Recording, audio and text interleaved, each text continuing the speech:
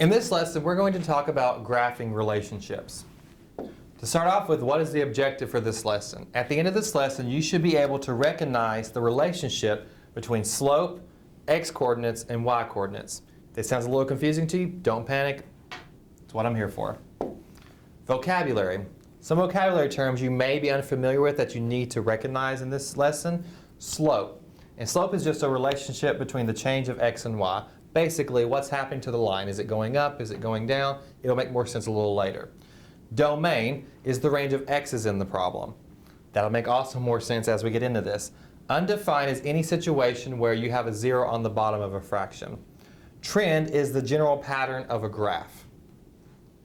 So what is slope? Slope is a change in y over a change in x. If you look at the coordinate grid, your x's are considered the horizontal relationships and your y's are considered the vertical relationships. So whatever is happening on this horizontal axis is your change in x's, and whatever is happening on the vertical axis is your change in y's. Again, this will make more sense once we actually get into some meaty problems. So positive slope, what does it look like? When you look at a graph, think of it like it's a graph that's representing how much money you're going to be earning. If your graph looks like this, it looks like you're making money. Therefore, that's a good thing. Therefore, that's positive. So anything that looks like it's increasing is a positive slope. Negative slope, same situation. You're wondering, am I earning any money? Well, if your graph looks like this and it's going down, you're not earning any money. Therefore, that's a bad thing. That makes it negative. This represents negative slope. Next, let's talk about zero slope. Think of this like ground. If the ground is flat, it's got zero slope. Therefore, a flat horizontal line has zero slope. Now let's talk about no slope. No slope looks very similar to zero slope. Now, you have to understand your slope, how slope works to understand why this is called undefined. Slope is supposed to be a change in y over a change in x. Well, look at the x. It's not changing. It is saying right here in this little spot right here, there's no change, which means there's zero change.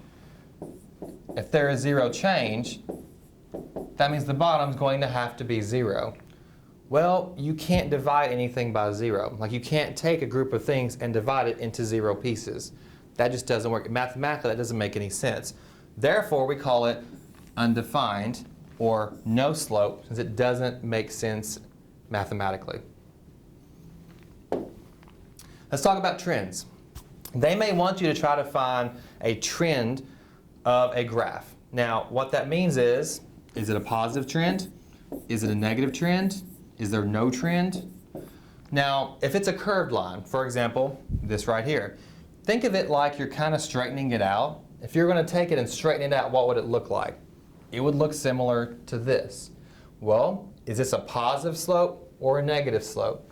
It's increasing, we're making money, it's positive, therefore this one has a positive trend.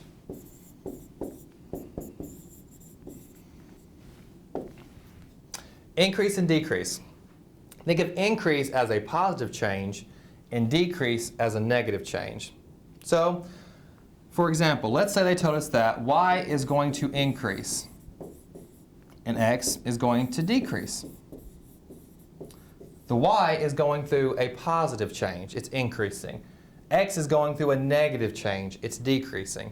And we know that slope is supposed to be a change in y over a change in x. Now, this isn't going to get you the exact number of what slope is, but it's going to let you know the trend that's happening with it. So if y is increasing, that means the change in y is going to be positive.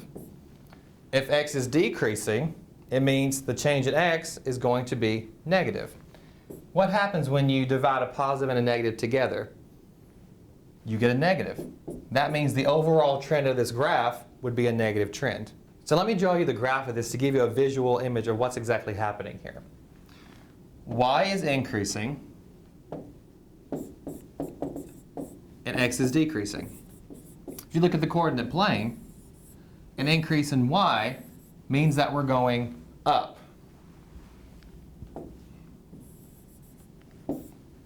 A decrease in x means that we're going to the left. So we're supposed to be going up and to the left at the same time. If you combine those together, your line looks something similar to that. Now, a line has an arrow on both ends, so while it may be going up in this direction, we normally read left to right, so it looks like it's actually going down. And again, is that the kind of graph you'd want to have when it's going to reflect how much money you're earning? Nope, that's a bad thing, therefore it's negative.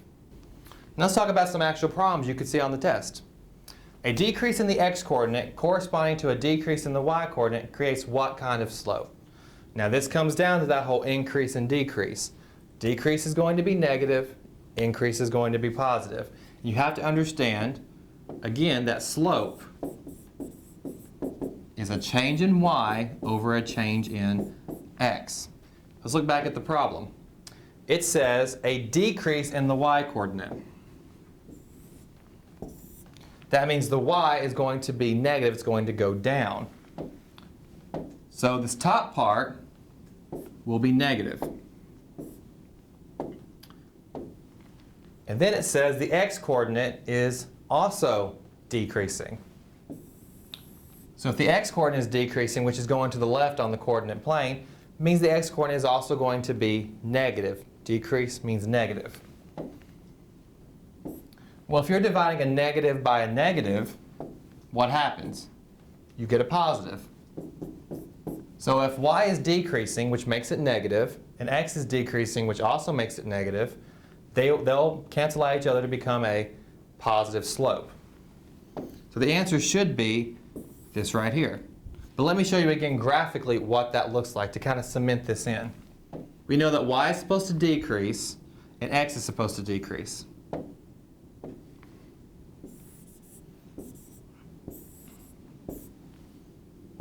Now, going up is an increase in y, going down is a decrease. So we should be going down. Going right is an increase in x, going left is a decrease. So we should be going to the left. Well, if you're going down and to the left at the same time, your graph should look something similar to this. But again, it's a line, which means it continually goes in both directions. So it doesn't just go this way, it also goes that way.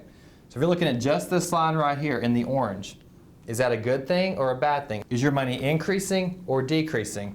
It's increasing. Therefore, it's a positive slope.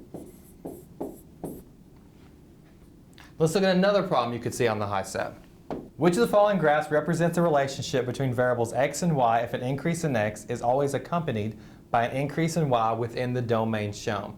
So there's this word domain that we talked about earlier. I defined it as saying it's the range of x's in the problem. Well, where's your x-axis at? Well, in this situation, here it is, and then here and here. So what this is saying is this trend should follow all across the x-axis. So as I go from this side all the way over here, the same trend should be happening. If at any point it breaks a trend on this horizontal axis, it's not correct. So let's try to find this correct answer. Let's look at what's going on again. So it's going to be an increase in x and an increase in y. So let's look at that two different ways. Let's use the slope. Slope is supposed to be, again, a change in y over a change in x. Well, it's saying that they're both increasing. So therefore, they'd both be positive, and a positive with division creates positive. So we're looking at a positive slope. We want to see a positive trend. On the other end, if you look at it in terms of a graph, an increase in y goes up, an increase in x goes to the right. So you're supposed to be going up and to the right at the same time. It looks something similar to this, which again looks like you're earning money, therefore it's positive. So either way you cut it, the answer should be a positive trend. So let's look back at the question. This one is clearly going down. It's going down here and then it suddenly drops. Therefore, that's negative, so that's incorrect. This one, right here, it is going up. It's having that positive trend that we want. But right here, nothing's happening. That would be zero slope, no trend. So is it following the positive trend for the whole x? No. It's starting off, not moving, and then suddenly it shoots up. That makes it incorrect. Because again, it should follow the trend for the whole graph, not just for a piece of it. This right here. It's curved, shouldn't worry you. If you were to stretch that out, let's say you took these 2 points and stretched it out, it would look something similar to that. Is that a positive slope? Is it increasing? Are you making money? Yes, so that one is correct. So it's not this one, it's not this one, it's the last one. So it would be 3 only. In conclusion, this lesson was about the relationships between x-coordinates, y-coordinates, and slope. These concepts can be easy to get under control, and once you do and you see these problems on your actual HiSET test, they're going to be those quick ones that you can just answer immediately. You should be excited when you see those. So with that being said, it's really easy to also make mistakes on these. Make sure you have a nice grasp of what happens between the x-coordinates, y-coordinates, and slope and how they relate.